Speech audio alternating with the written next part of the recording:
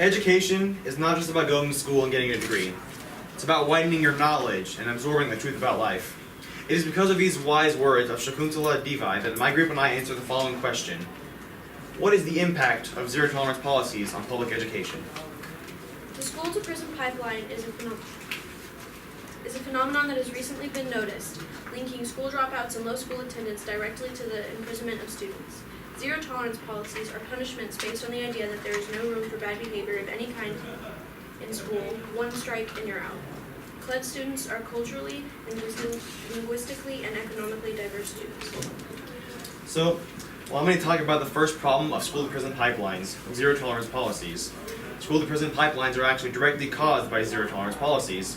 According to a study done by Ann Gregory and Dewey Cornell, authoritarian, or also known as dictatorship, school systems, and the same effect as authoritarian parenting, has negative impacts in adolescents.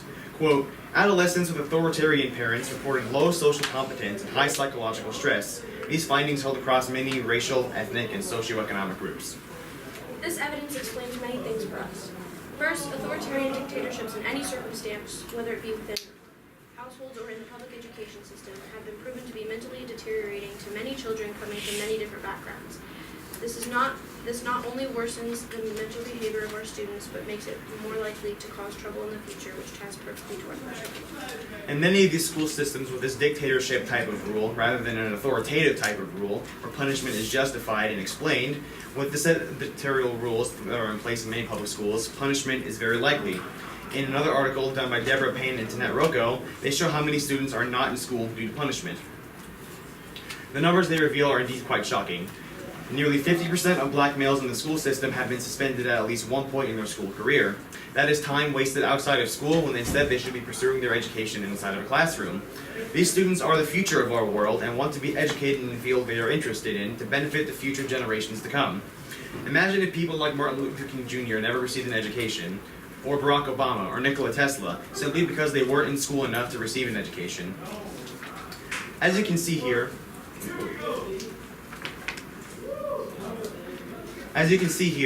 this 7-year-old boy was arrested for his quote-unquote erratic behavior with a teacher, according to ABC News. Now, is it really necessary to have these kinds of punishments for the youth in our public education system? The main point here is that all of these students are the future, they deserve it, and will influence it in the best of ways. Although many would argue that keeping the quote bad students out of school keeps students safe, keeping them out of school is only in reality deteriorating their education. Now, to move on to our second claim. Zero-tolerance policies keep children out of school. Nowadays, we all run into the real world of modern education. Whether or not we ask ourselves about the negative impacts of zero-tolerance policies on students' education, we all need to take notice to the issues that directly attack students who are just doing what they should be. According to Nancy A. Heitzberg, writing the Criminalizing Education Zero-Tolerance Policies, Police in the Hallways, and the School-to-Prison Pipeline, in quote, says, some estimates indicate that as much as 2/3 of violent crime coverage focused on youth under the age of 25. Furthermore, in my article, 10 Economic... In this graph contained in the same article, it demonstrates that the violent crime occurrences that happen as a result in the lack of participation in school with the following evidence stated, it only forges more questions on if zero-tolerance policies are truly designated to be beneficial. Furthermore, in my article, 10 Economic Facts About Crime and Incarceration in the United States, author Melissa S. Carney states that the majority of criminal offenders are younger than the age of 30, and that juveniles make up a significant portion of offenders each year. More than 1/4 of known offenders defined as individuals with at least one identifiable characteristic that were involved in a crime incident.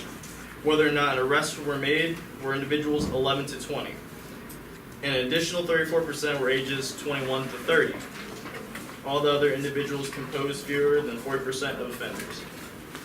One of the main arguments for the benefits of zero-tolerance policies would be the promotion of school safety to keep children secure and happy in school with no fear of distraction by the outside world. Although many may say this is true, in the same book with Nancy A. Heitzberg as author, it is written in quote, zero-tolerance policies have proliferated without evidence that they actually improve school safety and security. In theory, zero-tolerance policies are intended to have a deterrent effect. for intentionally troublesome students. That is, the mere presence of policies is intended to thwart disruptive behavior. With that noted, a claim without proper evidence to back it up has no place at all, which leads us to more questioning if zero tolerance policies are truly meant to help students succeed in modern society. Zero tolerance policies keep kids out of school. This is discussed in length in the article The Journal of Negro Education, written by Nicholas Triplett et al. In said article, it's mentioned that 1 in 9 secondary school students were suspended at least once in the 2009 to 2010 school year. This may not seem like much, but it becomes a big deal when you realize it correlates with over 3.7 million students suspended for that year. According to Laura Agnick and Megan Hale, to add to that, being suspended even once in 9th grade doubled the likelihood of dropping out, from 16% for those not suspended to 32% for those suspended just once. This is a significant statistic and a found fact that rapidly raises the question of the ethics of keeping children out of school. A school's job is to teach students how to go on in life, how to become more than what they are. That is impossible when a student has dropped out, disillusioned from the undue punishments they've received, or jailed for crimes that are subjectively defined, such as in cases where students have been punished for barely misdemeanor-worthy altercations, like insubordination, disrespect, or causing a disturbance. And how will this affect children's mental state? Being treated as an unwanted outsider can alienate you significantly, especially as a child. Government officials and high-up school district employees don't treat their students as people, but rather as immature, untrustworthy children. Students are no longer seen as a priority because they aren't seen as capable of holding responsibility. They have given up on education and resorted to funding penitentiaries. In addition to that, in the article Juvenile Incarceration Can Have Lasting Impacts on a Young Person's Future, Benjamin H. Harris found that youths are incarcerated for a variety of crimes. In 2011, 22,964 juveniles were detained for a violent offense, and 14,705 were detained for a property offense. More than 70% of youth offenders are detained in public facilities, for which the cost is estimated to be approximately $240 per person each day, or around $88,000 per person each year.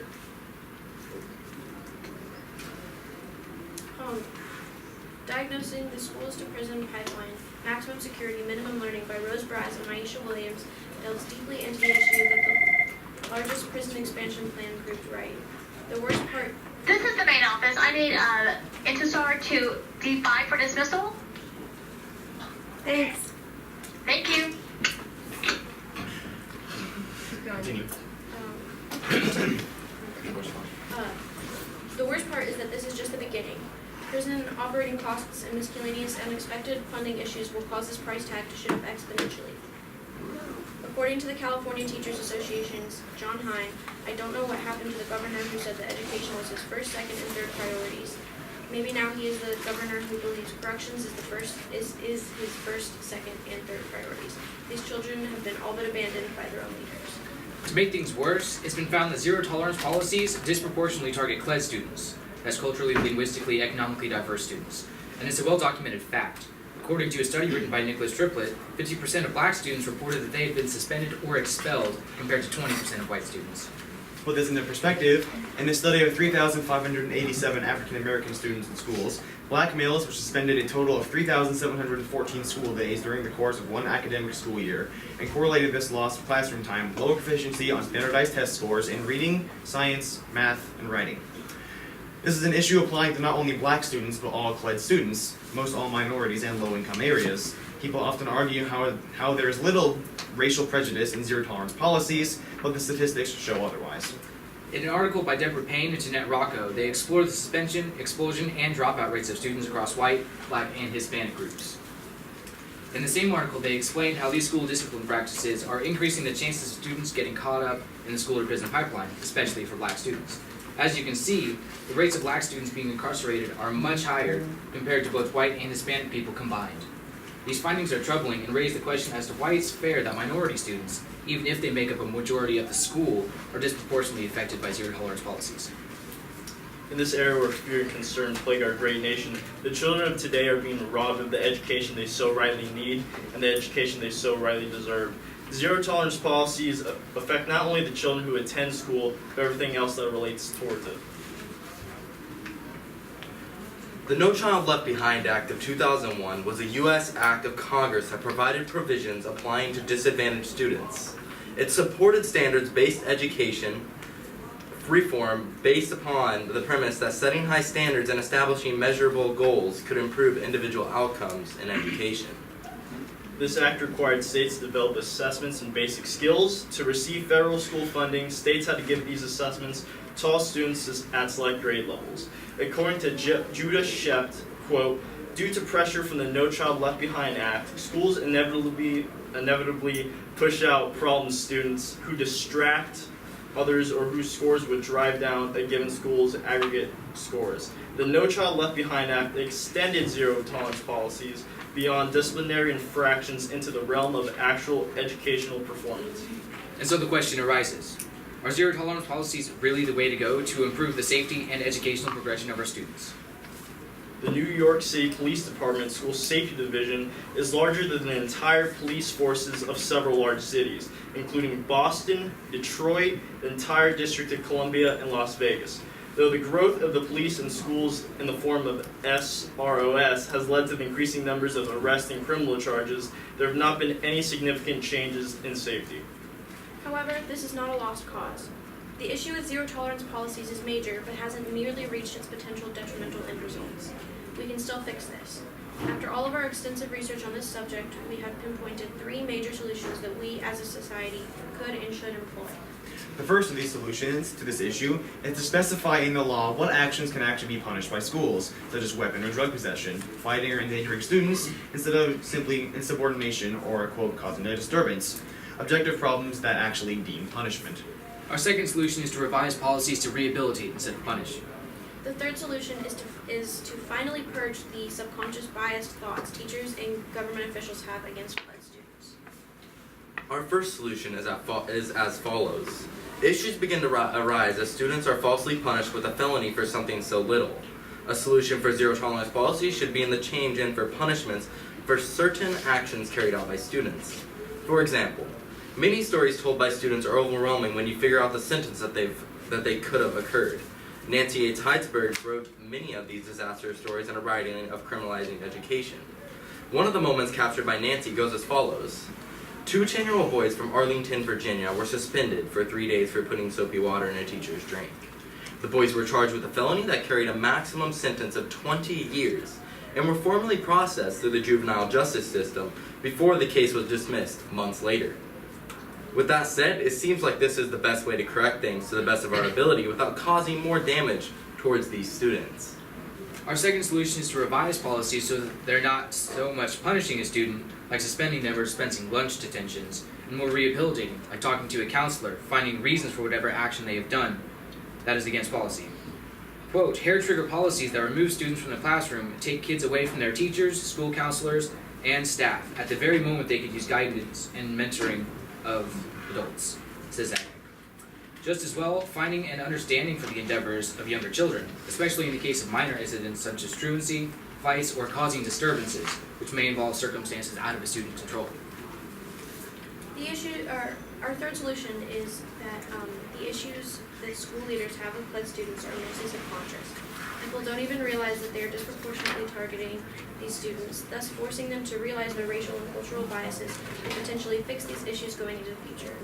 While it's hard to believe as a teacher that you have ever made such a terrible mistake, it's evident that this has occurred repeatedly enough to become a known school pattern.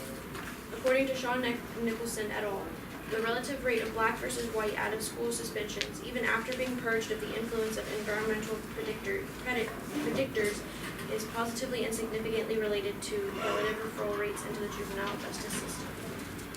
In the beginning, there was no real worry. But in 1994, that all changed with the approval of one act that put thousands of students in danger of falling victim to zero tolerance policies. The Gun-Free Schools Act of 1994 requires each state receiving federal funds to have a state law in effect requiring local education agencies to expel, for at least 1 year, any student who is determined to have brought a weapon to school. The act in theory had no initial faults, but when you run into the many issues of national law, we notice that many acts haven't changed since they were originally put in place, and therein lies the problem. As time progresses, there is a need to amend the act, change its purpose, or even remove it entirely, but as noted previously, no action has been taken to fix this problem. If we were to keep this act strong, the problem of zero tolerance policies would only become worse. Whether we take this into recognition or not, one thing is for sure here. Students may only be 20% of our population, but they are 100% of our future.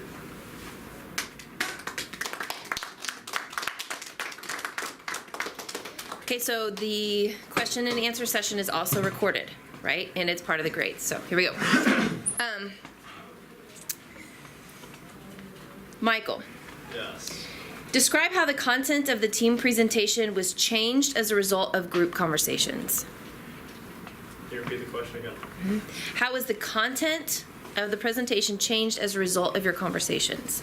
Let's see. Our content pretty much changed, significantly because as we began to talk more and more, the more ideas, came to fruition, and then we just changed a lot of our things that we thought were bad at first, and we ended up going through with it. So, yeah, I would overall say that our content got better with more conversing between each other. Okay, Mason, can you give one specific way that your thinking was changed as a result of someone else's research in your group? I have to think about that for a second. Could you repeat the question? Yes. How was your thinking changed as a result of something else that some research that someone else found? There were several times my thinking changed, actually. Can't pinpoint one, though. I think maybe once when Logan was, I think it was...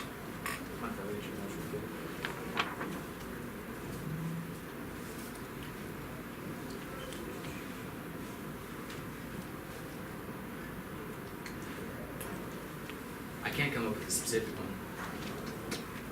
Okay, we're not sending this to AP, but we'll practice these so you can have them. Okay, let's see.